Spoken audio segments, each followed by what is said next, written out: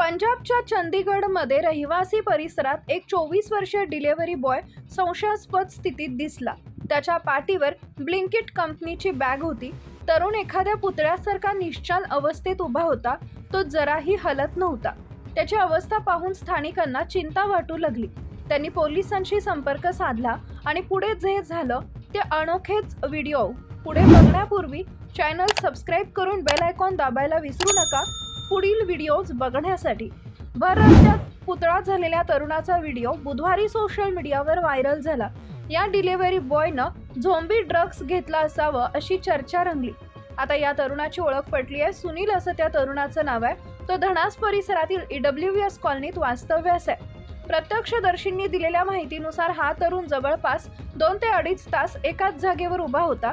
त्याची अवस्था पाहून आसपासच्या पादचाऱ्यांनी पोलीस कंट्रोल रूमला माहिती दिली।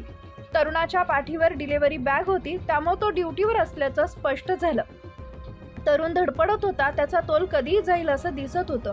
हा तरुण नशेच्या अंमलाखाली असावा अशी शंका उपस्थितांना आली, त्यामुळे याची माहिती सेक्टर 34 पोलीस ठाण्याला देण्यात आली। पुढच्या काही वेळात पेट्रोलिंग पथक तिथं दाखल झालं। पोलिसांनी तरुणाला सोबत नेलं। त्याला वैद्यकीय तपासणीसाठी सरकारी रुग्णालयात पाठवण्यात आलं। पोलिसांनी अधिकाऱ्यांनी दिलेल्या माहितीनुसार तरुणाचा वैद्यकीय अहवाल समोर आलाय। त्या अहवालात मद्यपान आणि अन्य कोणत्याही प्रकारचा अंमली पदार्थ घेतल्याचा उल्लेख नाहीये। खबरदारीचा उपाय म्हणून पोलिसांनी डिलिव्हरी बॉयला मंगळवारी रात्रभर पोलीस ठाण्यात ठेवलं। त्यानंतर त्याला मॅजिस्ट्रेट समोर हजर करण्यात आलं। काही वेळानंतर त्याची जामिनावर सुटका करण्यात आली।